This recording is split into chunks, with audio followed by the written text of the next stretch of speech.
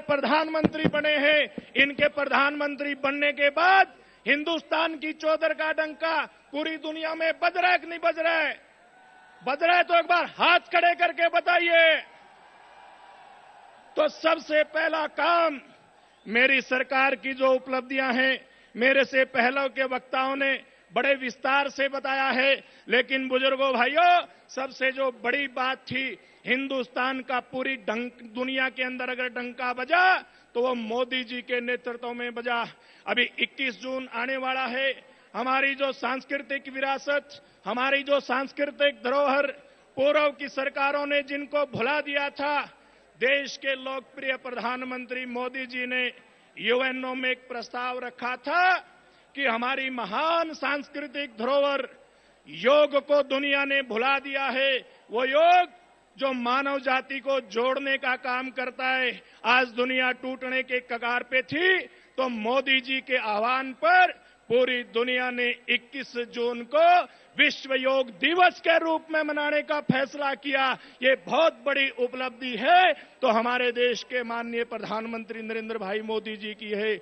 बुजुर्गों भाइयों, मन से पहले बातें की जा रही थी, मैं उन बातों को दोहराना नहीं चाहता, लेकिन जिस दिन इस देश के सच्चे सपूत, इस देश के लाडले प्रधानमंत्री नरेंद्र भाई मोदी ने संसद के अंदर प्रवेश किया था, संसद की सीढ़ियों को नमन करते हुए जब पहला भाषण दिया था, तो उन्होंने कहा था, मेरी सरकार गांव गरीब किसान के लिए काम करेगी, और 2 साल में वो काम जो करके दिखाया, आज आप लोगों के उत्साह के माध्यम से मेरी सरकार का काम वो स्पष्ट रूप से बोल रहा है, जन जन के मुंह से बोल रहा है। मैं ज्यादा ना कहते हुए आप लोगों से आह्वान करना चाहता हूं, आपके पड़ोस हरियाणा में भारतीय जनता पार्टी की सरकार बनी, हिंदुस्तान के ताज जम्मू कश्मीर में हमारी साझा सरकार बनी, अभी पिछले हफ्ते असम में हमारी सरकार बनी है, उत्तर प्रदेश में जब भी चुनाव आएगा, ज्यादा समय नहीं है, हमारी सरकार की लोकप्रिय नीतियों को,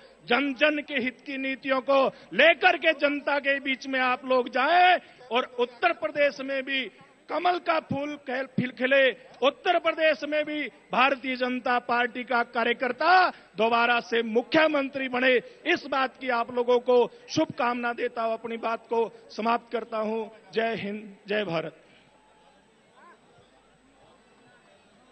बोलो भारत माता की। अब तो और भी जोश होना चाहिए था। अब तो आपको दिख रहे हैं, सामने प्रधानमंत्री जी पहुंच चुके हैं। बोलिए भारत माता की। साथियों, हमारे देश के सम्मानित प्रधानमंत्री, जन जन प्रिय श्रद्धेय श्री नरेंद्र मोदी जी हमारे बीच में पहुंच चुके हैं। उनके हेलीकॉप्टर लैंड कर चुके हैं और कुछ ही मिनटों में, कुछ ही क्षणों में वो आप सबके बीच मंच पर पहुंचने वाले हैं। आपने जो आज धैर्य का परिचय दिया है, जिस प्रकार से आप यहां बिल्कुल शांति से बैठे हैं और सबकी बात सुन रहे हैं, आप सबसे यही आग्रह है कि जब प्रधानमंत्री जी मंच पर पहुंचे तो उसी शांति से बात भी सुने और जोर शोर से उनका अभिनंदन और स्वागत भी करें। बोलिए, करेंगे? कितने जोश से करेंगे? खूब जोश से करेंगे।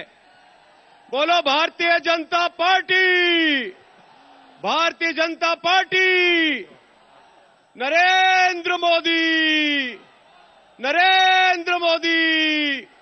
आज ये जोश और ये जुनून देखकर लगता है कि निश्चित रूप से आने वाले समय में सरकार उत्तर प्रदेश में भी बनेगी। अभी हाल ही में आपने देखा किस प्रकार से असम में, जहां आज तक हमारी सरकार नहीं बन पाई थी, आदरणीय मोदी जी के 2 साल के कार्यकाल की योजनाओं की वजह से, उनके कार्यों की वजह से असम के लोगों ने भी माना और उन्होंने वहां भारतीय जनता पार्टी की सरकार को चुना है। मुझे आशा ही नहीं, पूर्ण विश्वास है कि 2017 में भी आप उत्तर प्रदेश में भारतीय जनता पार्टी की सरकार बनाएंगे, क्योंकि उठती लहरों को साहिल की दरकार नहीं होती, इस तूफान के आगे कोई दीवार नहीं होती।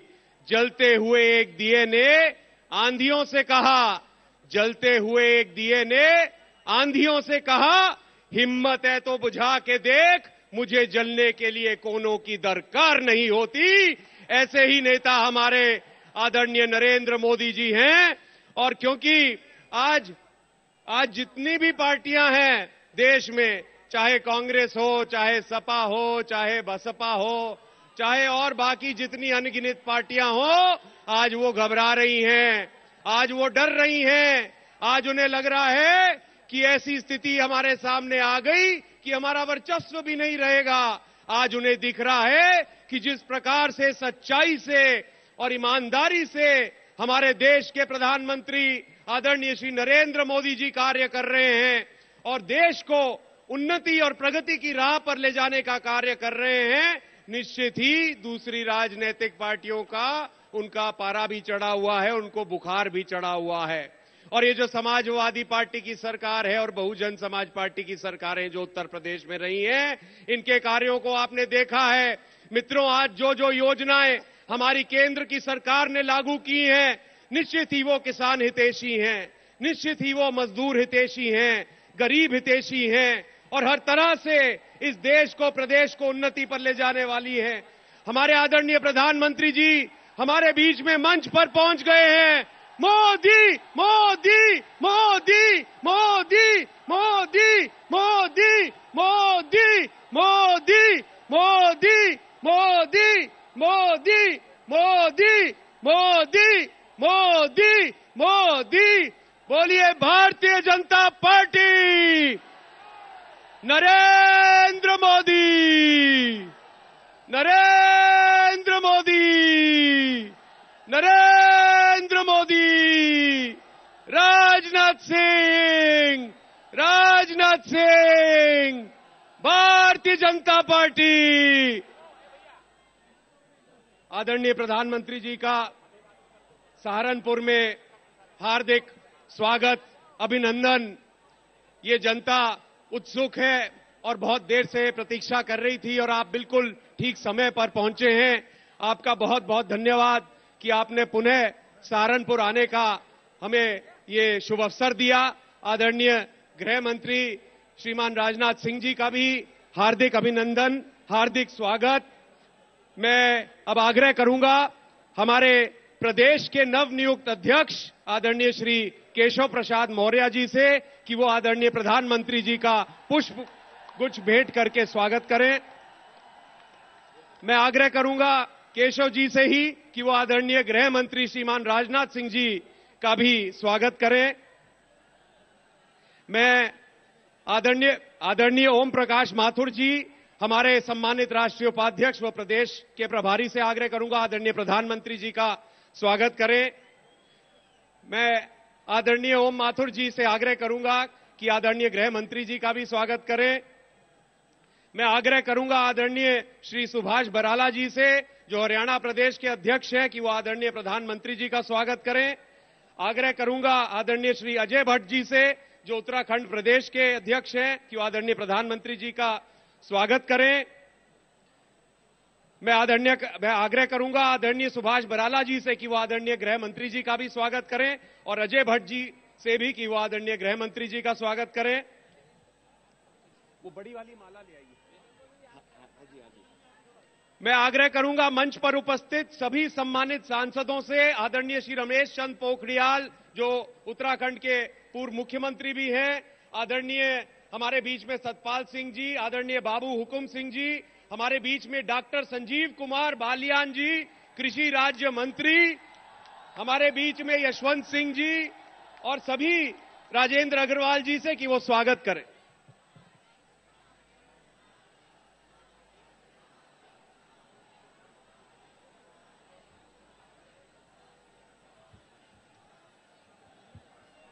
मेरा आग्रह है हमारे महानगर और जिले के अध्यक्ष श्री अमित गगनेजा जी से और विजेंद्र कश्यप जी से कि वो भी आदरणीय प्रधानमंत्री जी का माल्यार्पण कर स्वागत करें।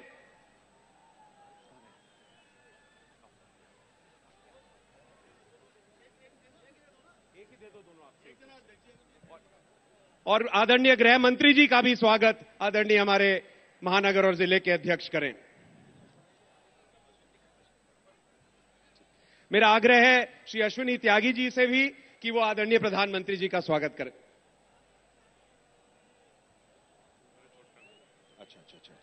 ठीक। अब मेरा ये आग्रह है हमारे प्रदेश के नवनियुक्त प्रदेश अध्यक्ष आदरणीय श्री केशव प्रसाद मौर्य जी से कि वो अपना उद्बोधन रखें। बोलिए भारत माता की, भारत माता की। भारत के यशस्वी प्रधानमंत्री, विश्व के सबसे शक्तिशाली नेता माननीय प्रधानमंत्री श्री नरेंद्र मोदी जी का मैं उत्तर प्रदेश के सहारनपुर, जो गंगा मैया के गोद में बसा हुआ है, स्वागत करता हूं, अभिनंदन करता हूं। मैं भारत के गृह मंत्री माननीय श्री राजनाथ सिंह जी का भी सहारनपुर की इस धरती पर बहुत बहुत स्वागत और अभिनंदन करता हूं। मंच पर विराजमान भारतीय जनता पार्टी के राष्ट्रीय उपाध्यक्ष, उत्तर प्रदेश के प्रभारी माननीय ओम प्रकाश माथुर जी का भी मैं बहुत बहुत स्वागत और अभिनंदन करता हूं। मंच पर उत्तराखंड और हरियाणा के भारतीय जनता पार्टी के अध्यक्ष, माननीय सांसदगण, माननीय विधायकगण, मैं इन सब का भी सहारनपुर की इस विशाल जनसभा में बहुत बहुत स्वागत करता हूं। मैं लकड़ी के इस कुशल कारीगरी के क्षेत्र में मां गंगा के गोद में बसे हुए सहारनपुर में माननीय प्रधानमंत्री जी का, माननीय मंच पर बैठे हुए अन्य नेताओं का, मंच के दाहिनी ओर बैठे हुए सम्मानित पदाधिकारी नेताओं का, मंच के सामने उमड़ा हुआ यह जनसैलाब, पत्रकार मित्रों का बहुत बहुत स्वागत करता हूं।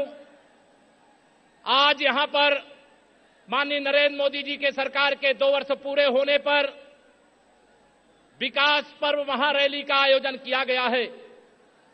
मैं यह कह सकता हूं, जिस प्रकार से हिमालय से मां गंगा निकलती हैं और सागर में समाने से पहले हर प्रकार से हर व्यक्ति का जो उनके तट पर बसा हुआ है कल्याण करने का काम करती हैं, उसी प्रकार से माननीय नरेंद्र मोदी जी के नेतृत्व वाली केंद्र की सरकार के द्वारा 2 वर्ष के अंदर जो विकास की गंगा बहाई गई, पूरे भारत को अपने विकास की धारा को पहुंचाने का काम किया है।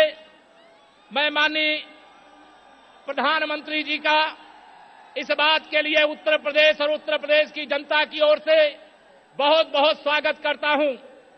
उत्तर प्रदेश में समाजवादी पार्टी की सरकार के द्वारा जो गुंडा राज कायम है, जो विकास के मार्ग का बैरियर है, उस बैरियर को हटाने का समय आ गया है। माननीय नरेंद्र मोदी जी की सरकार के द्वारा जो गरीबों के लिए, किसानों के लिए, नौजवानों के लिए, माताओं और बहनों के लिए अनेक प्रकार की योजनाएं भेजी जा रही हैं, लेकिन वह जहां तक पहुंचना चाहिए वहां तक ना पहुंचे, इसके लिए आदरणीय श्री मुलायम सिंह यादव जी के परिवार के आखिरी शासक मैं कह सकता हूं आज इस मंच से, आदरणीय श्री अखिलेश यादव जी को या गुंडाराज या कानून व्यवस्था का ध्वस्त होना या किसान विरोधी, नौजवान विरोधी, मजदूर विरोधी होना अब जनता को स्वीकार नहीं है। उत्तर प्रदेश की जनता माननीय प्रधानमंत्री श्री नरेंद्र मोदी जी के नेतृत्व में जो विकास का कार्य किया जा रहा है, वह विकास का कार्य जनता तक पहुंचे, गरीब तक पहुंचे, मजदूर तक पहुंचे, किसान तक पहुंचे, इस मार्ग में जो बैरियर है, इस क्षेत्र के गन्ना किसान, देश उत्तर प्रदेश का हर एक किसान अनेक प्रकार की समस्याओं से ग्रस्त है, लेकिन आज तक प्रधानमंत्री फसल बीमा योजना के लिए आदरणीय मुख्यमंत्री जी ने बीमा कंपनी का निर्धारण करने का काम नहीं किया। मैं आप सब माननीय प्रधानमंत्री जी को सुनना चाहते हैं, मैं भी सुनना चाहता हूं। उत्तर प्रदेश के सहारनपुर की प्रसिद्धि किस प्रकार से है यह देश जानता है।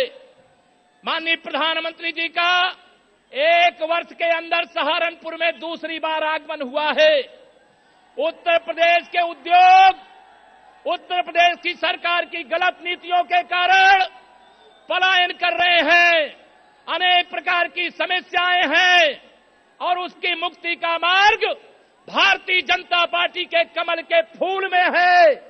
इसलिए आप सबका मैं पुनः माननीय प्रधानमंत्री जी के साथ साथ मंच पर बैठे हुए सभी वरिष्ठ नेताओं का हृदय से स्वागत करता हुआ, अभिनंदन करता हुआ आज आप सबको यही आह्वान करूंगा कि आज संकल्प लें, उत्तर प्रदेश के अंदर या जो विकास पर्व के रूप में महारैली का आयोजन हुआ है, या विकास पर्व हर व्यक्ति तक, हर परिवार तक जो सीधे केंद्र के माध्यम से पहुंच सकता है, चाहे उज्ज्वला योजना के माध्यम से गैस का सिलेंडर हो, चाहे अन्य कोई योजनाएं हो, वह जो आप तक सीधे केंद्र सरकार पहुंचा सकती है, पहुंचा रही है। लेकिन जिस काम को उत्तर प्रदेश सरकार के माध्यम से आप तक पहुंचाना है, उसमें सरकार बैरियर है। इसे आज मैं एक नारा देकर के अपनी बात समाप्त करूंगा। 2014 में माननीय प्रधानमंत्री जी ने एक नारा दिया था, कांग्रेस मुक्त भारत देश, कांग्रेस मुक्त भारत देश। आज संकल्प लेना है, सपा बसपा मुक्त उत्तर प्रदेश। यही संकल्प लेंगे, यही आह्वान के साथ, यही निवेदन के साथ भारतीय जनता पार्टी आप सबकी सेवा में समर्पित है।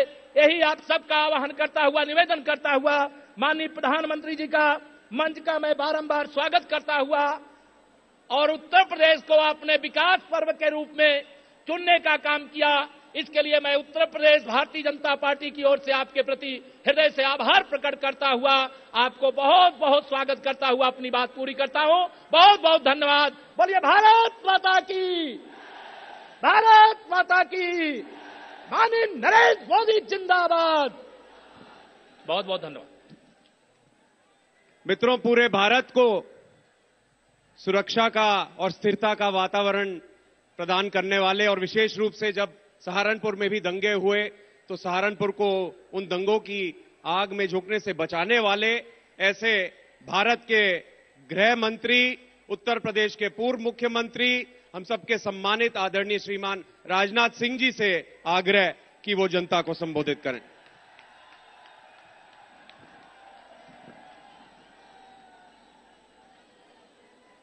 भारत के यशस्वी प्रधानमंत्री आदरणीय नरेंद्र जी मोदी, उत्तर प्रदेश भारतीय जनता पार्टी के अध्यक्ष श्री केशव प्रसाद मौर्य, उत्तराखंड भारतीय जनता पार्टी के अध्यक्ष श्री अजय भट्ट, हरियाणा भाजपा के प्रदेश अध्यक्ष श्री अजय भराला, उत्तर प्रदेश के प्रभारी श्री ओम माथुर, हमारे सांसदगण श्री हुकुम सिंह जी, श्री राजेंद्र अग्रवाल, श्री राघव लखनपाल शर्मा और इस सभा में मौजूद मेरे सभी सम्मानित बहनों एवं भाइयों, जैसा यह दृश्य अपनी आंखों के सामने देख रहा हूं, बहनों भाइयों, यह अद्भुत दृश्य है। जो उमंग और उत्साह आप लोगों को के अंदर देखने को मिल रहा है और जिस गर्मजोशी के साथ आप लोगों ने हमारे प्रधानमंत्री जी का स्वागत किया है, इसलिए मैं भी शीश झुकाकर आप सभी बहनों भाइयों का हार्दिक अभिनंदन करता हूं, आप सभी का स्वागत करता हूं। आप सभी को जानकारी है कि आज के 2 साल पहले आप लोगों ने लोकसभा के चुनाव में भारतीय जनता पार्टी को भारत की संसद में स्पष्ट बहुमत देने का काम किया था और उत्तर प्रदेश हो, चाहे हरियाणा हो, चाहे उत्तराखंड हो, सभी राज्य की जनता ने इतना मतदान किया कि भारतीय जनता पार्टी की झोली भर गई थी। मैं जानता हूं सरकार बने हुए 2 वर्षों का समय गुजर चुका है और आज का ही वह दिन है मेरे बहनों भाइयों, जबकि हमारे प्रधानमंत्री जी ने 2 वर्ष पहले प्रधानमंत्री पद की शपथ ली थी, गोपनीयता की शपथ ली थी। 2 वर्षों का कार्यकाल गुजर गया है और सारे देश की जनता जानती है कि हम अपनी हिंदुस्तान की जनता के प्रति जवाबदेही को अच्छी तरह समझते हैं। 1 साल पूरा होने के बाद हमारे प्रधानमंत्री जी और हमारी सरकार के सभी मंत्रियों ने जनता की अदालत में जाकर जनता के दरबार में पूरा 1 वर्ष का जो कार्यकाल का लेखा जोखा था उसे प्रस्तुत किया था और आज 2 वर्ष पूरा होने के बाद पुनः हमारे प्रधानमंत्री जी जनता के दरबार में आए हैं अपने 2 वर्षों के कामकाज का लेखा जोखा प्रस्तुत करने के लिए। भारतीय जनता पार्टी, मेरे बहनों भाइयों, हम जनता से नजरें चुरा कर राजनीति नहीं करना चाहते, बल्कि जनता की आंखों में आंख डालकर हम राजनीति करना चाहते हैं। आप सभी जानते हैं, इसके पहले जो भी सरकारें रही हैं बराबर जनता को अपने कामकाज का लेखा जोखा देने में बराबर कतराती रहती हैं, लेकिन मैं आपको यकीन दिलाना चाहता हूं कि हमारी सरकार बराबर अपने कामकाज का लेखा जोखा आप सबके सामने प्रस्तुत करती रहेगी। मैं आपको विश्वास दिलाता हूं। 2 साल का समय गुजर गया है, कौन इस सच्चाई को नकार सकता है कि आजाद भारत के इतिहास में पहली बार हमारे प्रधानमंत्री ने भारत का मस्तक सारी दुनिया में ऊंचा करने में कामयाबी हासिल की है। कौन इस सच्चाई को नकार सकता है कि 2 वर्षों के कार्यकाल गुजर जाने के बावजूद भारत का ही नहीं दुनिया का भी कोई व्यक्ति उंगली उठाकर नहीं कह सकता कि हमारी नरेंद्र भाई मोदी के नेतृत्व की सरकार के दामन के ऊपर कोई भ्रष्टाचार का छींटा भी लगा हो, यह कोई नहीं कह सकता। 2 वर्षों के कार्यकाल की ही हमारी यह विशेषता रही है कि आज विश्व स्वीकार कर रहा है इस सच्चाई को कि विश्व में सर्वाधिक तेजी के साथ आगे बढ़ने वाली अर्थव्यवस्था यदि किसी देश की है तो वह भारत देश की है। यह सम्मान भारत को प्राप्त हुआ है। निर्णय लेने की क्षमता की सर्वत्र प्रशंसा केवल भारत में ही नहीं बल्कि दुनिया के दूसरे देशों में हो रही है। और आप जानते हैं, भारत में न तो जन संसाधनों की कमी है न प्राकृतिक संसाधनों की कमी है। बहनों भाइयों, खुलेआम प्राकृतिक संसाधनों की लूट होती रही है पारदर्शिता के अभाव में, लेकिन सरकार की व्यवस्था में पारदर्शिता 2 वर्षों के अंदर कायम करने में हम लोगों ने कामयाबी हासिल की है। उसी का परिणाम है कि जनता में भारतीय जनता पार्टी की स्वीकार्यता, हमारे प्रधानमंत्री के प्रति आकर्षण बढ़ता जा रहा है। नॉर्थ ईस्ट में आज तक आजाद भारत के इतिहास में मेरे बहनों भाइयों कभी भी भारतीय जनता पार्टी की सरकार नहीं बनी थी। यह पहला अवसर है कि हमारे केंद्र सरकार के परफॉर्मेंस का ही नतीजा रहा है कि हम लोग वहां पर सरकार बनाने में पूरी तरह से कामयाब हुए हैं। हिंदुस्तान के दूसरे राज्यों में भी जनाधार तेजी के साथ बढ़ा है, ये हकीकत को भी सभी जानते हैं। कांग्रेस सिमटती जा रही है। मैदानी क्षेत्रों से कांग्रेस साफ हो गई है। अब केवल पहाड़ी क्षेत्रों में दुबकी हुई है यह कांग्रेस।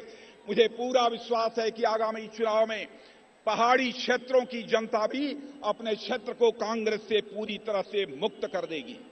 नेता समझते हैं जनता हमारी जेब में है, इसीलिए 5 साल तक जनता को कोई हिसाब किताब नहीं देते।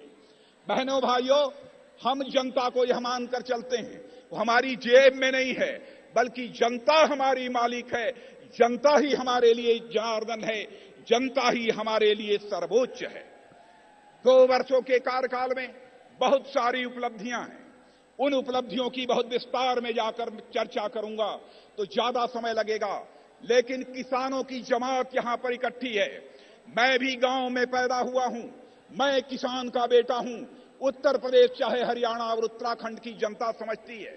किसानों के दर्द को मैं अच्छी तरह समझता हूं और बहनों भाइयों, मैं ही नहीं समझता हूं, पहली बार मैंने देखा सरकार बनने के बाद प्रधानमंत्री के दिल में यदि सबसे पहले दर्द छलकते हुए मैंने देखा तो इसे हिंदुस्तान के किसानों के लिए दर्द को छलकते हुए हमने देखा। और आपको मालूम है प्रधानमंत्री फसल बीमा योजना जो लागू हुई है बहनों भाइयों, मैं कृषि मंत्री भी रहा हूं और आज मैं कह सकता हूं स्वतंत्र भारत के इतिहास में कभी भी इस प्रकार की फसल बीमा योजना लागू नहीं हुई थी, कभी लागू नहीं हुई थी। विडंबना यह है कि उत्तर प्रदेश की सरकार आज तक एजेंसी तय नहीं कर पाई बीमा की, जिसके द्वारा फसल बीमा योजना का यह काम प्रारंभ हो सके। आपको कम बीमा देना होगा, का कम प्रीमियम देना होगा और आपको अधिक बीमा प्राप्त होगा।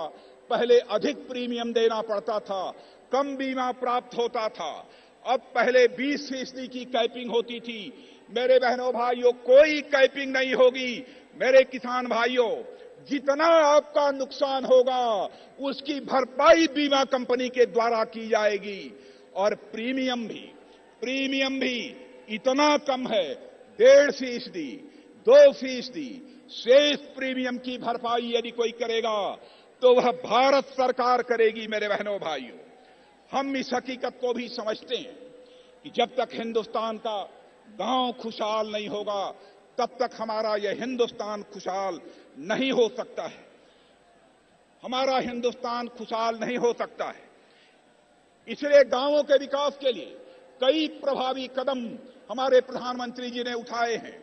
आजाद भारत के इतिहास में मेरे बहनों भाइयों पहली बार हुआ है कि 2014 से 19 तक गांवों का विकास करने के लिए हर ग्राम पंचायत को 80 लाख रुपया मुहैया कराया जाएगा, तो वह केंद्र सरकार के द्वारा मुहैया कराया जाएगा।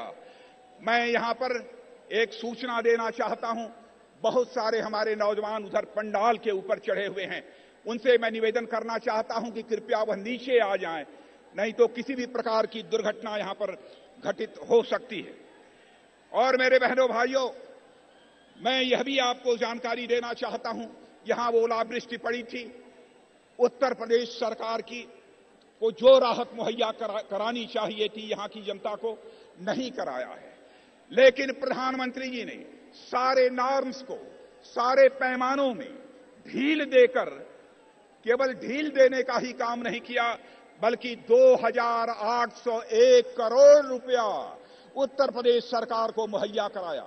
और इसलिए मुहैया कराया कि जो भी ओलावृष्टि से, बेमौसम बारिश से प्रभावित हुए हैं किसान, उनको यह उपलब्ध कराया जाना चाहिए।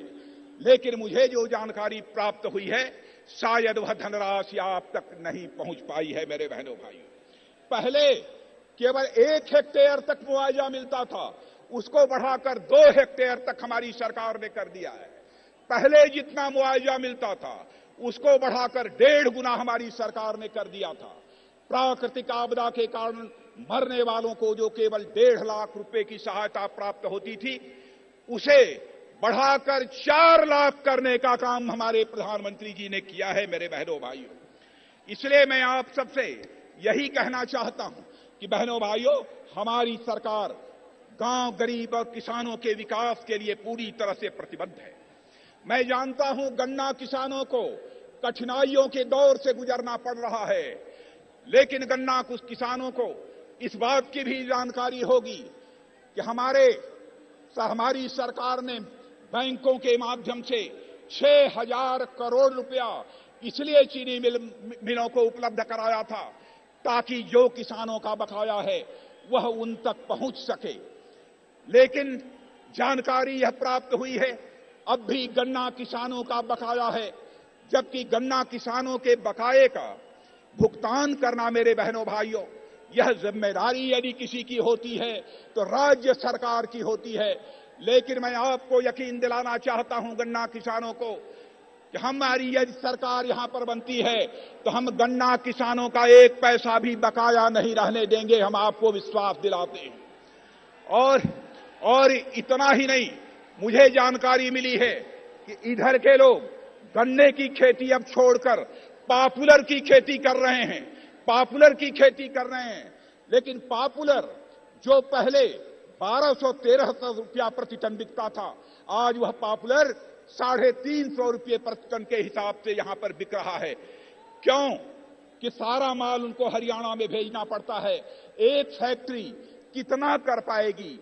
इसलिए आपको यकीन दिलाना चाहता हूं प्रधानमंत्री जी की तरफ से पॉपुलर पैदा करने वाले किसानों को कि अपनी सरकार बनने के बाद मेरे बहनों भाइयों, पश्चिमी उत्तर प्रदेश में गन्ना किसान जो कि आज पॉपुलर की ओर जा रहा है, उसके पॉपुलर की खेती को और आगे बढ़ाने के लिए और उसकी उचित कीमत देने के लिए फैक्ट्रियां लगाने की जरूरत होगी। तो हमारी आने वाली सरकार यहां पर फैक्ट्रियां भी लगाएगी।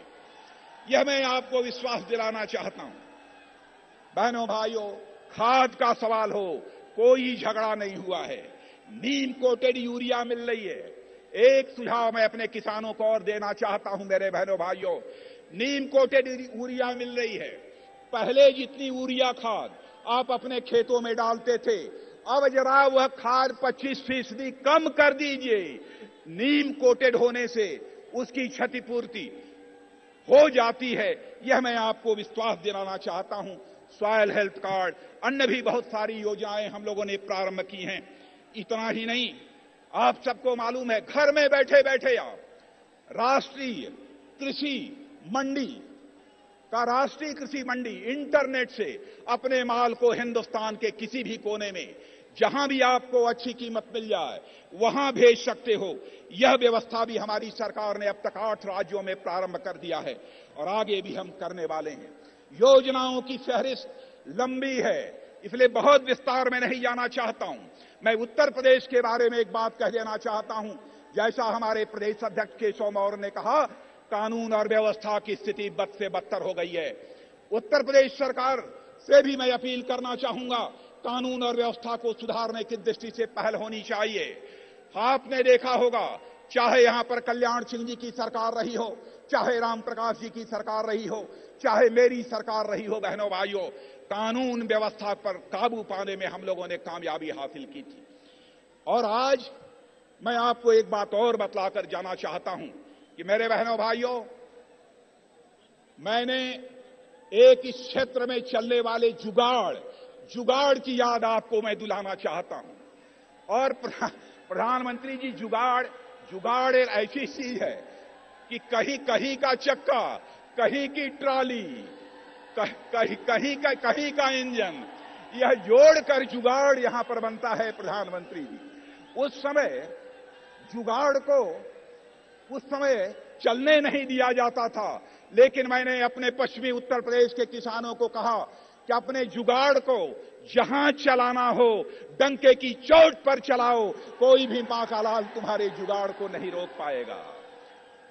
अब इस समय मुझे नहीं मालूम है कि आपके जुगाड़ की क्या हालत है, लेकिन प्रधानमंत्री जी, इस जुगाड़ में पूरी छूट देने के बाद भी उस समय 2002 में यहां की जनता ने मेरा जुगाड़ बिगाड़ दिया था। और मैं देख रहा हूं कि भारतीय जनता पार्टी की सरकार बने 14 वर्षों का वनवास उत्तर प्रदेश में पूरा हो गया है। बहनों भाइयों, यही अपील करने आया हूं, यह वनवास अब समाप्त होना चाहिए। 14 वर्ष तक तो मर्यादा पुरुषोत्तम भगवान राम का भी वनवास नहीं रहा है, इसलिए भाजपा का भी यह वनवास उत्तर प्रदेश की राजनीति में समाप्त होना चाहिए और उत्तर प्रदेश में भारतीय जनता पार्टी के स्पष्ट बहुमत की सरकार बननी चाहिए।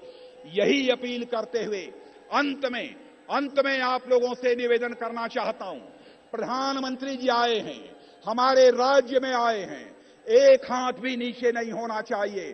सारे लोग हाथ उठाकर तालियां बजाकर हमारे प्रधानमंत्री का अभिनंदन करें, स्वागत करें।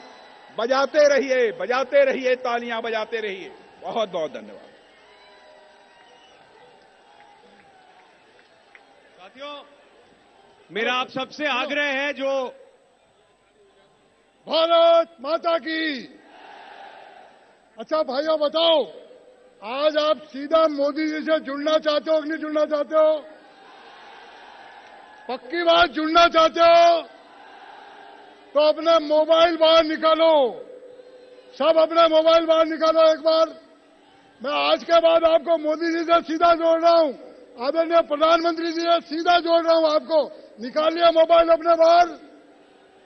अब एक नंबर बोलता हूं मैं आपको, वो नंबर डायल करना। नंबर डायल मैं बोल रहा हूं 1800-20-90-920।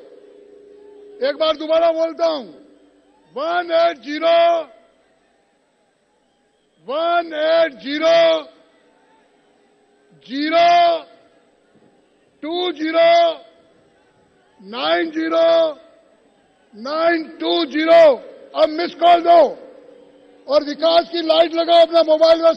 सभी लगाओ विकास की लाइटें। मोदी जी आपसे सीधे जुड़ेंगे। लाइट ऑन करो विकास की, अपनी लाइट मोबाइल की सभी करो। इधर नहीं हुई है, करिए। हाँ ठीक है, करो जल्दी जल्दी। अब आज के बाद आप सीधा आदरणीय प्रधानमंत्री जी से सीधा आपका रोज का रोज समाचार आपके मोबाइल पर आपके आएगा। सीधा ये डाउनलोड हो जाएगा मोदी ऐप। ये मिस कॉल के बाद आपके डाउनलोड आएगा। मैं आदरणीय प्रधानमंत्री जी से निवेदन करूंगा कि वो हमारा मार्गदर्शन करें।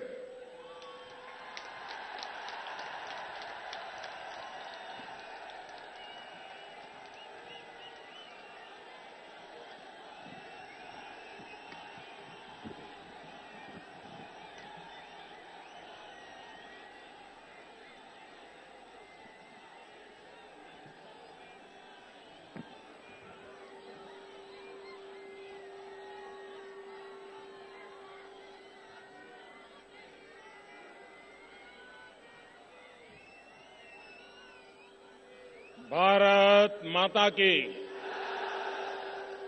दोनों मुट्ठी बंद करके पूरी ताकत से बोलिए, भारत माता की।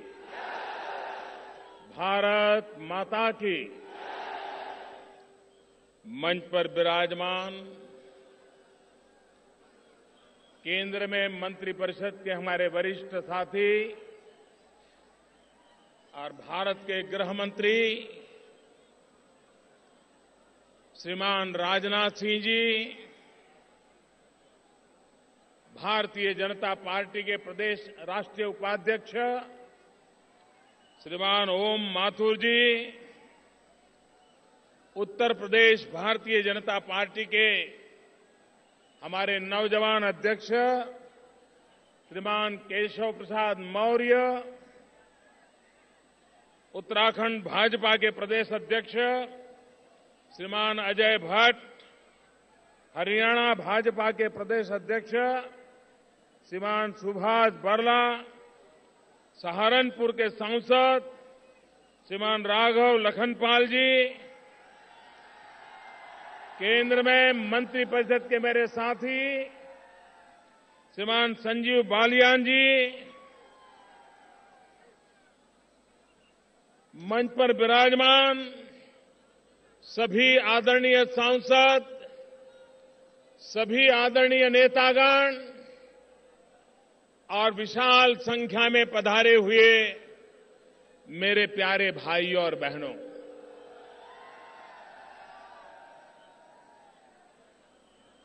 मैं उत्तर प्रदेश वाला हूं, उत्तर प्रदेश का सांसद हूं और उत्तर प्रदेश के सांसद के नाते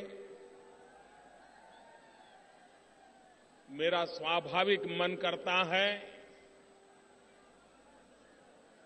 आप सबके आशीर्वाद प्राप्त करने का और जिस उमंग और उत्साह के साथ ये जन सैलाब मैं मेरे सामने देख रहा हूं,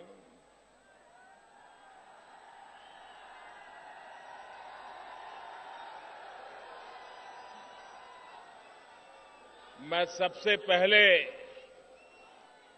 आप सबकी क्षमा चाहता हूं कि ये जगह कम पड़ गई।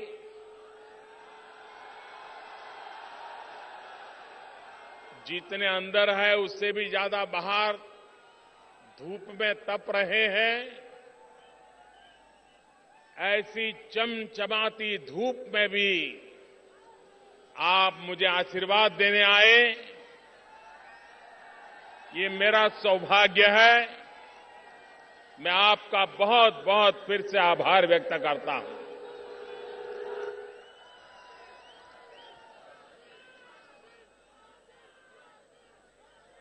भाइयों बहनों,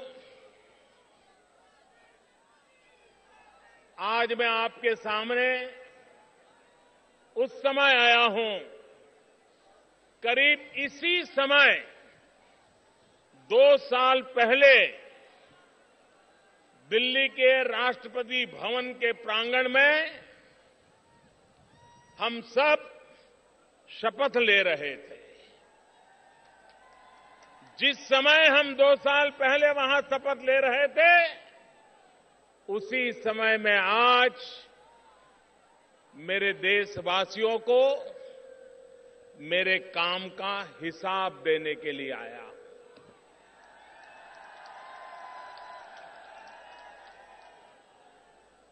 मैंने लाल किले से कहा था, प्रधानमंत्री ये व्यवस्था है,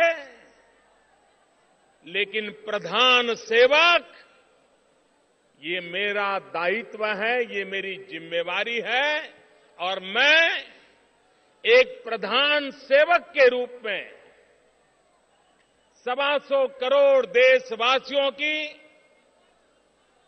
सेवा करने का निरंतर प्रयास करता रहा हूं। मेरे प्यारे देशवासियों,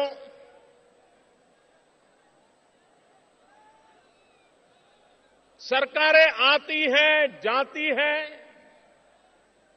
चुनाव होते हैं, लेकिन सरकार बनती है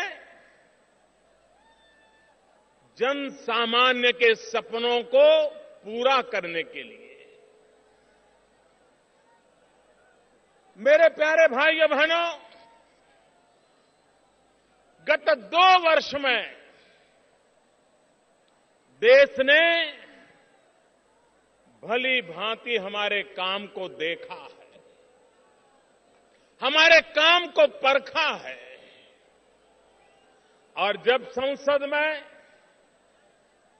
एनडीए के सभी सांसदों ने मुझे नेता के रूप में चुना था और मैंने मेरा पहला भाषण दिया था और पहले भाषण में मैंने कहा था कि मेरी सरकार इस देश के गरीबों को समर्पित है। 2 साल के हमारे पूरे कार्यकाल को देखेंगे, एक के बाद एक उन कामों को हाथ में लिया है जो गरीबों को गरीबी के खिलाफ लड़ाई लड़ने की ताकत दे, गरीबी के खिलाफ विजयी होने की ताकत दे। कोई गरीब मां बाप ये नहीं चाहता है कि उसके संतानों को विरासत में गरीबी मिले। हर मां बाप चाहता है कि उसके संतान ऐसी जिंदगी जीने के लिए मजबूर न हो जो जिंदगी उन्हें बितानी पड़ी है। मेरे भाइयों बहनों, अगले साल आजादी के 70 साल हो जाएंगे। सामान्य मानवीय की आवश्यकताओं की पूर्ति, इसको करने का प्रयास दिल्ली में बैठी हुई आपकी जो चुनी हुई मेरी सरकार है, उसने लगातार कोशिश की है। हमारी कोशिश रही है कि राज्यों को ताकतवर बनाएं। हमारी कोशिश रही है कि राज्य सरकारें भी जनता जनार्दन की भलाई के लिए काम करें और इसलिए आज स्थिति ऐसी है। पहले एक जमाना था जब दिल्ली सरकार के पास भारत का जो खजाना होता था उसमें से 65% धन दिल्ली सरकार के खजाने में हुआ करता था और 35% धन राज्यों के खजाने में हुआ करता था। मैं भी राज्य का मुख्यमंत्री लंबे अरसे तक रहा हूं। मैं राज्यों की तकलीफों को जानता था और इसलिए हमने आकर के सबसे बड़ा निर्णय किया। अब दिल्ली के सरकार के खजाने में 35% रुपया रहेगा और 65% रुपया राज्यों के खजाने में रहेगा। ये बहुत बड़ा निर्णय, ये बहुत बड़ा निर्णय राज्यों को ताकत देने के लिए किया। इतना ही नहीं, नगर पालिका हो, महानगर पालिका हो, पंचायत हो, ग्राम पंचायत हो, उनको भी सीधा अधिकतम मात्रा में धन पहुंचाने का काम दिल्ली में ये नई सरकार ने किया है। भाइयों बहनों, सिर्फ गांव पंचायतों को 2 लाख करोड़ रुपया देने की हमने योजना बनाई है। आपके भी गांव में भारत सरकार की तरफ से हर वर्ष कहीं 80 लाख, कहीं 1 करोड़, इतनी बड़ी तादाद में लोगों के पास धन पहुंच रहा है, इसलिए कि गांव के जीवन में बदलाव आए, गांव के जीवन में सुख सुविधाएं आए, रोड बने, पानी की व्यवस्था हो, बिजली आए, अच्छी स्कूल हो, अच्छा अस्पताल हो, इन चीजों पर हमने बल दिया है। एक के बाद एक उन योजनाओं को हाथ लगाया है जिसके कारण देश के गरीब के जीवन में बदलाव आए। भाइयों बहनों, यह देश बदल रहा है, लेकिन कुछ लोगों का दिमाग नहीं बदल रहा है।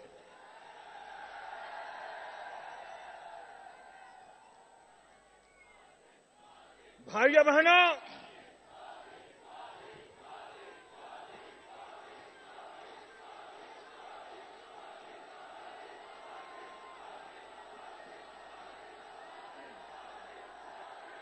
एक जमाना था जब गन्ना किसान, एक जमाना था जब मैं इस जिम्मेवारी को मैंने संभाला, उस समय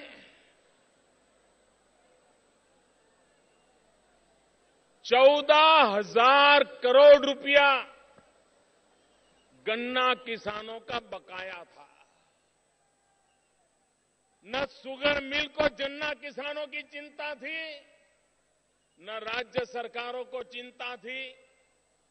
गन्ना किसानों को हमेशा ताकत मिले, ऐसी योजना बनाने के लिए पहले कभी किसी सरकार को चिंता नहीं थी।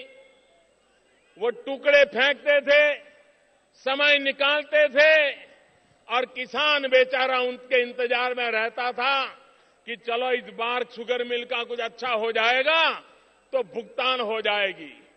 लेकिन स्थायी रूप से उस समस्या का समाधान करने के लिए प्रयास नहीं होता था। भाइयों बहनों, हमने कोशिश की कि गन्ना किसानों को उनकी भुगतान के पैसे समय से मिले, और आज मैं कह सकता हूं बहुत बड़ी मात्रा में ये पुरानी भुगतान का काम हमने अलग अलग योजनाओं के द्वारा करवाया। अब कोई 700-800 करोड़ रुपया अभी भी भुगतान का बाकी है। मैं राज्य सरकार को आग्रह करता हूं और मैं शुगर मिलों को चेतावनी देता हूं,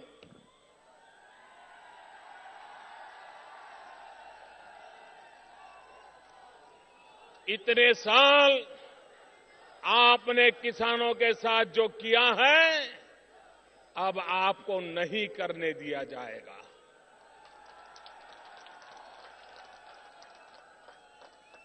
सरकार ने ऐसी नीतियां बनाई हैं कि आप अगर ईमानदारी से शुगर मिल को चलाएं तो गन्ना किसानों का कोई भुगतान बाकी रहने की जरूरत नहीं है।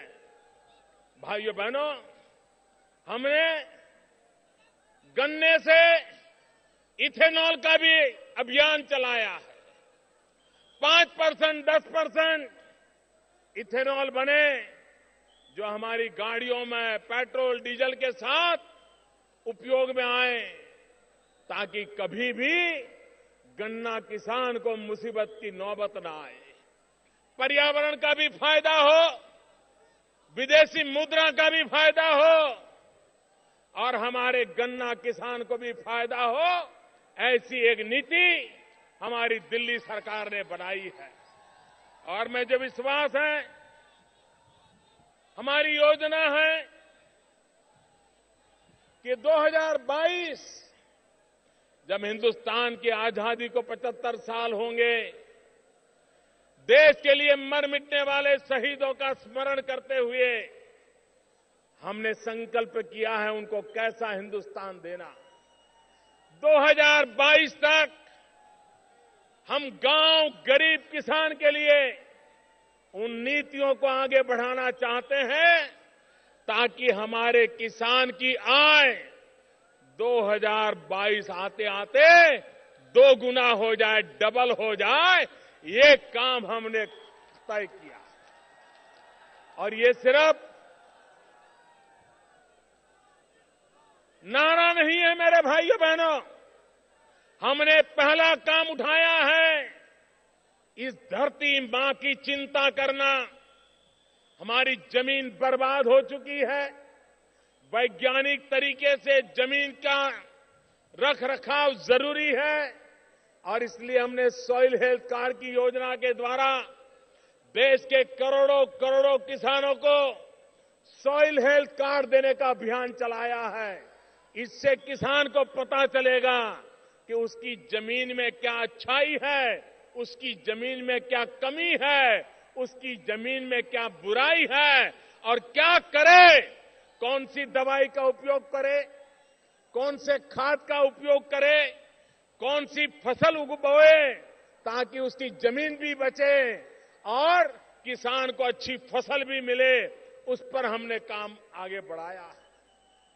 हमने एक बड़ा सपना देखा है।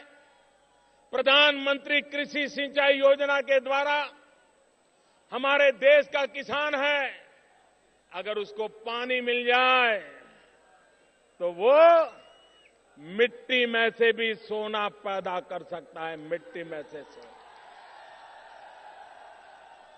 देश के किसानों को पानी मिले। अभी मैंने जिन राज्यों में पानी का संकट है उन राज्य के मुख्यमंत्रियों के साथ घंटों तक बातचीत की और एक एक जिले का किसान के खेत तक पानी कैसे पहुंचे उसकी योजना बनाने की दिशा में आगे बढ़ रहा हूं। लेकिन मेरा सभी से आग्रह है, देशवासियों से आग्रह है कि हम इस बारिश में जितना पानी बचा सकते हैं बचाएं। खेत का पानी खेत में रहे, गांव का पानी गांव में रहे और अगर हमारे पानी के स्तर ऊपर आते हैं तो हमारे किसान को कोई भी प्राकृतिक संकट से जूझने की एक नई ताकत मिलती है। हमने आपदा के समय किसानों को जो राहत मिलती थी उसमें बहुत बड़ा परिवर्तन किया। पहले अगर आधी फसल खराब होती थी तो उसको मुआवजा देने का हकदार माना जाता था। हमने नियम बदल दिया, किसानों के आग्रह पर बदल दिया। अब पूरे खेत में 1/3 नुकसान होगा तो भी किसान को मुआवजा दिया जाएगा। ये निर्णय हमने किया। पहली बार देश में किसानों के लिए प्रधानमंत्री फसल बीमा योजना हम लाए हैं। पहली बार ऐसी प्रधानमंत्री फसल बीमा योजना है कि अगर किसान प्राकृतिक आपदा के कारण बुवाई भी अगर नहीं कर पाया तो भी उसको फसल का बीमा मिलेगा। ऐसा पहली बार हुआ। हम ऐसी फसल बीमा योजना लाए हैं कि किसान खेत के अंदर अपनी फसल काट करके रखी हो, अब बस उसको बाजार ले जाना है, मंडी ले जाना है, वो ट्रैक्टर का इंतजार कर रहा है। और ऐसे समय अगर भयंकर प्राकृतिक आपदा आ गई और बनी बनाई फसल बर्बाद हो गई तो भी उसको बीमा मिलेगा। ऐसी व्यवस्था फसल बीमा योजना में की। मेरे भाइयों बहनों, आप 2 साल पहले के जरा अखबार याद कर लीजिए, टीवी याद कर लीजिए, चौराहे पर जो बातें होती थी याद कर लीजिए। आए दिन एक नए भ्रष्टाचार की खबर आया करती थी।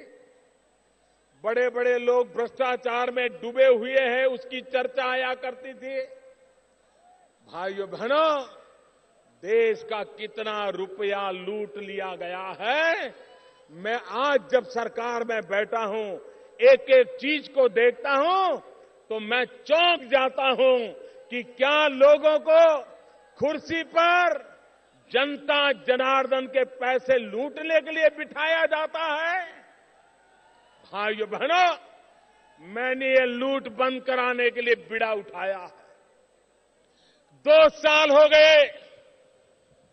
मेरे प्यारे भाइयों बहनों, यह उत्तर प्रदेश का सांसद आज सर झुका करके अपना हिसाब देते समय मेरे उत्तर प्रदेश वासियों, मैं आपसे पूछना चाहता हूं, क्या कभी भी 2 साल में आपने कोई खबर ऐसी सुनी है कि जिसमें मोदी सरकार ने 1 रुपया खाया हो? पूरी ताकत से बताओ भाइयों। हमारे विरोधियों ने भी कोई आरोप लगाया है? किसी अखबार में छपा है? किसी टीवी ने दिखाया है? आपको किसी ने सुनाया है? भाइयों बहनों, 2 साल पहले किसी की हिम्मत नहीं थी कि लाखों लोगों के बीच खड़ा होकर के अपने हिसाब दे सके और जनता से पूछ सके।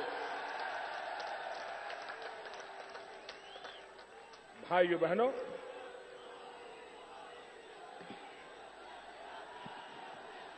आपको हैरानी होगी, गैस का सिलेंडर,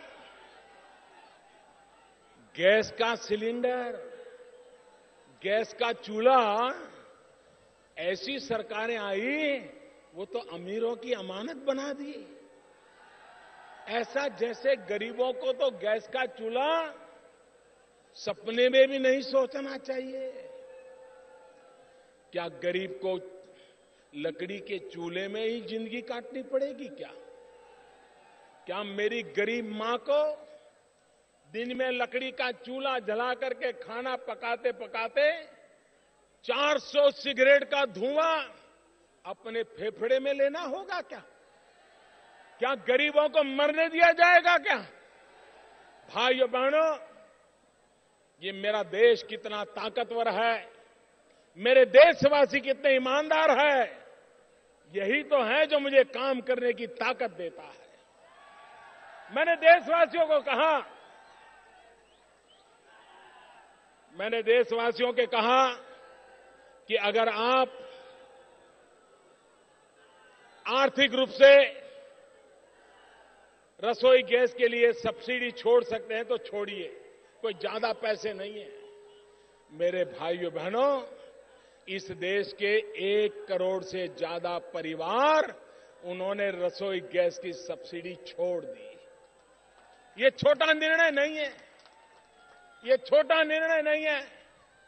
1 करोड़ से ज्यादा परिवार रसोई गैस की सब्सिडी छोड़ दें तो मैंने भी निर्णय किया कि आने वाले 3 साल में 3 करोड़ पिछले साल 3 करोड़ परिवारों को गैस का कनेक्शन दे दिया और आने वाले 3 साल में 5 करोड़ गरीब परिवारों जहां लकड़ी का चूल्हा जलता है उनको गैस का कनेक्शन दिया जाएगा। मातृशक्ति के सशक्तिकरण का इतना बड़ा कार्यक्रम आजादी के बाद 50 साल में कभी चला नहीं है। भाइयों बहनों, इतना बड़ा निर्णय नारी सशक्तिकरण का ये काम हमने किया है। आप मुझे बताइए, सरकार समाज की भी चिंता करनी पड़ती है। आज हमारे समाज में पुरुष की तुलना में महिलाओं की संख्या कम हो रही है। बेटे जितने पैदा होते हैं, बेटियां कम पैदा होती हैं, क्योंकि बेटियों को मां के गर्भ में ही मार दिया जाता है। समाज में असंतुलन पैदा हो रहा है। अगर 1000 बेटे पैदा होते हैं, 1000 बेटियां पैदा नहीं होगी तो समाज का हाल क्या होगा, इसका आप अंदाज लगा सकते हैं। और इसलिए हमने अभियान चलाया है, बेटी बचाओ बेटी पढ़ाओ। भाइयों बहनों, हमारे देश में एक फैशन हो गई है, हर योजना जातियों से जोड़ दी जाए, हर योजना संप्रदाय से जोड़ दी जाए, हर योजना वोट बैंक के बनाने के लिए बनाई जाए। भाइयों बहनों, मेरे लिए तो 125 करोड़ देशवासी यही मेरा परिवार है। न जात है, न पात है, न पंथ है, न संप्रदाय है। सभी 125 करोड़ देशवासियों की भलाई के लिए हमने योजनाओं पर बल दिया है। और इसलिए जब मैं बेटी बचाओ की बात करता हूं, जब मैं बेटी पढ़ाओ की बात करता हूं, तो सभी 125 करोड़ देशवासियों के लिए करता हूं, हर परिवार के लिए करता हूं, हर संप्रदाय की बेटी के लिए करता हूं, हर जाति की बेटी के लिए करता हूं, हर बिरादरी की बेटी के लिए करता हूं। जब तक समाज की सभी बेटियां ताकतवर नहीं होगी, ये मेरी भारत माता ताकतवर नहीं होगी। और इसलिए मेरे भाइयों बहनों, पिछले 2 साल में बेटी बचाओ बेटी पढ़ाओ, इसका एक बहुत बड़ा अभियान चलाया है। आज गांव में जाएं तो लोग कहते हैं, साहब हमारे गांव में भी जरा पक्की सड़क हो जाए। गांव में पक्की सड़क की मांग रहती है। आज मुझे दुख के साथ कहना है, पिछली सरकार में एक प्रकार से सड़कें बनाने के लिए जमीन पर सड़क नहीं नजर आती थी। पता नहीं पैसे कहां जाते थे, पता नहीं योजनाएं कागज पर होती थी कि कुछ होता था। आज मैं 2 साल के भीतर भीतर आपको कहता हूं कि पिछली सरकार में एक दिन में जितने किलोमीटर रोड बनते थे, इस सरकार में एक दिन में उससे डबल रोड बनते हैं, डबल रोड बनते हैं। मैंने तय किया है, हिंदुस्तान के गांवों को पक्की सड़क से जोड़ना। बहुत तेजी से काम आगे बढ़ाया है और रोड के काम के लिए सबसे ज्यादा बजट का आवंटन भी किया है। भाइयों बहनों, 21वीं सदी में जब कोई सुने कि भारत 18,000 गांव ऐसे हैं कि जहां बिजली का खंभा भी नहीं लगा है, कितनी शर्मिंदगी महसूस होती है।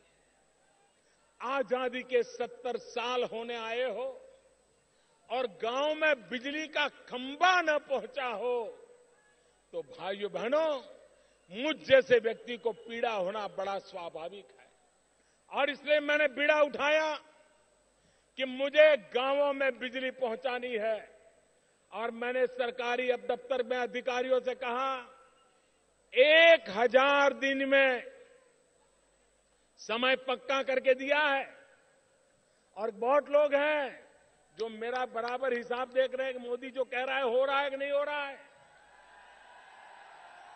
और कहीं से कोई गलत खबर आ जाए तो 24 घंटे टीवी पर चलता है कि मोदी ने उस गांव में बिजली पहुंचाने के लिए कहा था, लेकिन अभी बिजली पहुंची नहीं, सिर्फ खंभे पहुंचे हैं। इतना बारीकी से मेरे काम को देखा जाता है और मैं इसका स्वागत करता हूं। सरकार का पल पल का हिसाब होना चाहिए, सरकार का पाई पाई का हिसाब होना चाहिए। ये सरकार जनता के लिए होती है, जनता की भलाई के लिए होती है। और इसलिए भाइयों बहनों, 1000 दिन में अभी तो 300 दिन हुए हैं, लेकिन मुझे खुशी है कि 18,000 गांव में से 7,000 गांव में बिजली चालू हो गई। सबसे ज्यादा गांव उत्तर प्रदेश के अंधेरे में थे। बहुत ही जल्द उत्तर प्रदेश के सभी गांवों में बिजली पहुंचाने का काम मैं पूरा करके रहूंगा। मेरे भाइयों बहनों, ये काम मैंने उठाया है। हमारा देश का नौजवान, उसे रोजगार मिलना चाहिए। नौजवान को काम करने का अवसर मिलना चाहिए। हमने एक प्रधानमंत्री मुद्रा योजना लाए। हमारी इच्छा है कि जो समाज के गरीब तबके के लोग हैं, एससी हो, एसटी हो, ओबीसी हो, छोटा छोटा काम करते हो, कोई धोबी हो, कोई नाई हो, कोई अखबार बेचता हो, कोई दूध बेचता हो, छोटा छोटा कारोबार करने वाले लोग, उनको बैंक वाले पैसे ही नहीं देते थे। बेचारों ने बैंक कभी देखी नहीं थी। और बैंक में जाएं तो ऐसे नियम बताते थे कि वो बेचारा पैसे ले ही नहीं पाता था। ये बैंक गरीबों के काम आनी चाहिए कि नहीं आनी चाहिए भाइयों? ये बैंक गरीबों के काम आनी चाहिए कि नहीं आनी चाहिए? ये बैंक गरीबों के काम आनी चाहिए कि नहीं आनी चाहिए? हमने नियम बनाया, प्रधानमंत्री मुद्रा योजना, और हमने कहा ये छोटे छोटे लोग कारोबार चलाते हैं, अगर उनको पैसे चाहिए तो साहूकार के यहां से नहीं जाना पड़े, बड़ा ज्यादा ब्याज न देना पड़े, उसको अगर पैसे बैंक से मिल जाएं तो उसकी जिंदगी बदल जाएगी। और भाइयों बहनों, मुझे खुशी है, योजना शुरू की इस वर्ष अब तक करीब 3.25 करोड़ परिवारों को 1.25 लाख करोड़ से ज्यादा पैसे उनको दे दिए गए, बिना गारंटी दे दिए गए। और उनको कहा आप साहूकार से मुक्त हो जाइए, अपने कारोबार को बढ़ाइए और 1-2 नौजवान को रोजगार भी दे दीजिए। गरीब की ताकत कैसे बढ़ाई जाती है, ये हमने करके दिखाया है।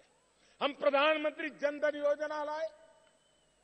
प्रधानमंत्री जनधन योजना से हमने गरीब से गरीब व्यक्ति को बैंक के खाते से जोड़ दिया और उसको रुपए कार्ड दिया। रुपए कार्ड, ये रुपए कार्ड की ताकत ये है कि गरीब के परिवार में अगर कोई अकस्मात हो गया, कोई मुसीबत आ गई, तो 2 लाख रुपए का बीमा उसको तुरंत मिल जाएगा। 2 लाख रुपए का बीमा मिल जाएगा। भाई, गरीब ने कभी सोचा था कि उसके परिवार में मुसीबत आए? भाइयों बहनों, मैं एक स्वच्छता का अभियान चलाता हूं और मैं देशवासियों का आभारी हूं, मीडिया का आभारी हूं, सामाजिक संस्थाओं का आभारी हूं और खास करके युवा पीढ़ी का आभारी हूं। उन्होंने स्वच्छता के अभियान को अपना कार्यक्रम बना लिया है। चारों तरफ घर में जाओ तो छोटा बच्चा भी अगर कोई कूड़ा कचरा फेंकता है तो टोकता है, देखिए मोदी जी ने कहा है कचरा यहां मत फेंको। ये स्वच्छता का अभियान किसके लिए है? ये स्वच्छता का अभियान अमीरों के लिए नहीं है। ये स्वच्छता का अभियान गरीबों के लिए है, ताकि गरीब बीमार होता है तो 2-4 दिन बीमार रहा है तो उसका रोजगार बंद हो जाता है। अगर गंदगी है और बीमारी आती है तो गरीब परिवार को साल में एक एक व्यक्ति के पीछे औसत 7,000 रुपए का खर्चा होता है। अगर स्वच्छता होगी तो मेरे गरीब को हम बीमारी से बचा सकते हैं। मैंने डॉक्टरों से प्रार्थना की है, प्राइवेट डॉक्टरों से प्रार्थना की है और मैं आज दोबारा दोहराना चाहता हूं। यहां भी जो डॉक्टर मित्र हैं, एमएलए एमपी है, वो अपने इलाके में डॉक्टरों को समझाएं। क्या मेरे डॉक्टर मित्र एक काम कर सकते हैं क्या? हर महीने 9 तारीख को, हर महीने की 9 तारीख कोई भी गरीब प्रसूता माता अगर उनके यहां आती है तो मुफ्त में उसका देखभाल करेंगे, उसकी जांच करेंगे, दवाइयां देंगे। हमारी गरीब माताएं प्रसूति के समय कभी कभी अकाल मृत्यु हो जाती है। अगर हमारे डॉक्टर 12 महीने में 12 दिन दे दें, हर महीने की 9 तारीख, कोई डॉक्टर को ज्यादा नुकसान नहीं होगा। अगर मेरे देश के 1 करोड़ परिवार गैस की सब्सिडी छोड़ सकते हैं तो मेरे पढ़े लिखे डॉक्टर भी 12 महीने में 12 दिन मेरी गरीब प्रसूता माताओं के लिए दान दे सकते हैं और मेरी गरीब प्रसूता माताओं को मदद मिल सकती है। मैं आज उनसे यह आग्रह करता हूं, भाइयों बहनों, लेकिन इसके साथ साथ जब स्वास्थ्य की बात आती है तो मुझे एक बात और भी कहनी है। हमारे देश में डॉक्टरों की संख्या कम है, मेडिकल एजुकेशन में भी अलग अलग राज्यों के अलग अलग नियम हैं। कहीं पर डॉक्टर सरकारी अस्पताल में 60 साल में रिटायर्ड हो जाता है, कहीं पर 62 साल में रिटायर्ड हो जाता है और हमें डॉक्टर की कमी महसूस होती है। अगर देश में पहले ही ज्यादा मेडिकल कॉलेज बने होते, पहले ही ज्यादा डॉक्टर तैयार हो गए होते तो आज डॉक्टरों की कमी नहीं पड़ती। 2 साल के भीतर भीतर डॉक्टर बनाना तो मुश्किल काम है, लेकिन गरीब परिवारों को डॉक्टरों के बिना रहने के लिए मजबूर नहीं किया जा सकता। और इसलिए मैं आज उत्तर प्रदेश की धरती से देशवासियों के लिए घोषणा करना चाहता हूं कि आज डॉक्टरों की जो सरकारी अस्पतालों में है, उनकी रिटायरमेंट की उम्र कहीं 60 साल है, कहीं 62 साल है। इसी सप्ताह हमारी सरकार की कैबिनेट निर्णय करेगी और उसके बाद अब डॉक्टरों की रिटायर होने की एज 60-62 के बजाय राज्य हो या भारत सरकार हो, सबके लिए 65 उम्र कर दी जाएगी, 65 कर दी जाएगी, ताकि हमारे डॉक्टरों की सेवा अधिक समय तक शिक्षा के लिए सरकारी अस्पतालों के मिलते रहे। और जब तक नए डॉक्टर तैयार होते हैं, नई कॉलेज तैयार होती है, जिसका काम भी बड़ी तेजी से चल रहा है, इस काम को भी हम आगे बढ़ाना चाहते हैं। मेरे प्यारे देशवासियों, विकास की दिशा में आज पूरा विश्व कह रहा है, अगर दुनिया में तेज गति से विकास करने वाला कोई देश है तो देश का नाम हिंदुस्तान है। मेरे भाइयों बहनों, हिंदुस्तान। 2 साल पहले लोग कहते थे अब हिंदुस्तान डूब गया, हिंदुस्तान खड़ा नहीं हो सकता है, अब हिंदुस्तान के दिन इतने खराब हैं कि हिंदुस्तान की स्थिति बदल नहीं सकती। 2 साल पहले निराशा का माहौल था, आज उत्साह का माहौल है। 2 साल पहले परेशानियों का माहौल था, आज आगे बढ़ने का माहौल है। देश आगे बढ़ना चाहता है, नौजवान विकास चाहते हैं और इसलिए भाइयों बहनों, हमारे देश की समस्याओं का अगर कोई भी समाधान करना है तो समाधान एक ही बात से होने वाला है और वो समाधान होने वाला है विकास के माध्यम से। विकास ही हमारी सारी समस्याओं का समाधान है। बाकी जितनी बातें कोई करता है वो सिर्फ चुनाव के लिए करता है, वोट बैंक के लिए करता है। विकास ही है जो आपको ताकतवर बनाता है, आपको कभी किसी के पास हाथ फैलाने के लिए मजबूर नहीं होने देता है। और इसलिए मेरे भाइयों बहनों, हम इस विकास पर्व पर मेरी सरकार के सारे मंत्री हिंदुस्तान के कोने कोने में जाने वाले हैं और जनता जनार्दन को मिलकर के हमारे काम का हिसाब देने वाले। और जनता को भी हम भरोसा होगा कि एक ऐसी सरकार जिसकी नीयत साफ है, जिसकी नीति साफ स्पष्ट है और जिसके दिल में हिंदुस्तान का कल्याण, हिंदुस्तान की भलाई, गरीबों की जिंदगी में बदलाव, गांव, गरीब, किसान, दलित, पीड़ित, शोषित, वंचित, आदिवासी, यही मेरे भाई बहन, माताएं, बहनें, उन सबका कल्याण करना, इसी एक मकसद को लेकर के हम चल रहे हैं। मैं आप सबसे आग्रह करता हूं कि आप भी इस विकास यात्रा में भागीदार बने। हम सब मिलकर के देश को आगे बढ़ाएं।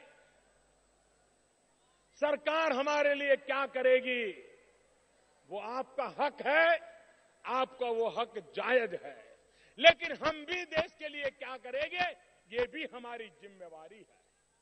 आइए सरकार हमारे लिए काम करे, हम देश के लिए काम करें, ऐसा माहौल बनाएं और देश को नई ऊंचाइयों पर ले जाएं। मैं फिर एक बार उत्तर प्रदेश में इतनी बड़ी तादाद में आपने आशीर्वाद दिया, मैं आपका बहुत बहुत आभारी हूं। दोनों मुट्ठी बंद करके पूरी ताकत से बोलिए, भारत माता की, भारत माता की, भारत माता की। बहुत बहुत धन्यवाद।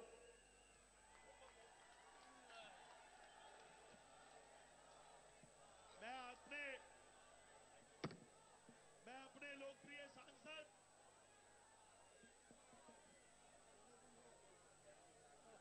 लोकप्रिय सांसद राघव लखनपाल शर्मा जी से निवेदन करूंगा, वे सहारनपुर की मशहूर काष्ठ कला का एक स्मृति चिन्ह आदरणीय प्रधानमंत्री जी को भेंट करेंगे।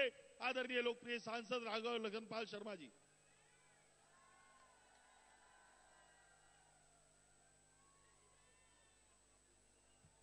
सहारनपुर के विधायक श्री राजीव गुंबर जी से आग्रह कि आदरणीय गृह मंत्री श्रीमान राजनाथ सिंह जी को स्मृति चिन्ह भेंट करें। अब मेरा आग्रह है भारतीय जनता पार्टी के क्षेत्रीय अध्यक्ष श्रीमान भूपेंद्र सिंह जी से कि वो आएं, सबका धन्यवाद करें।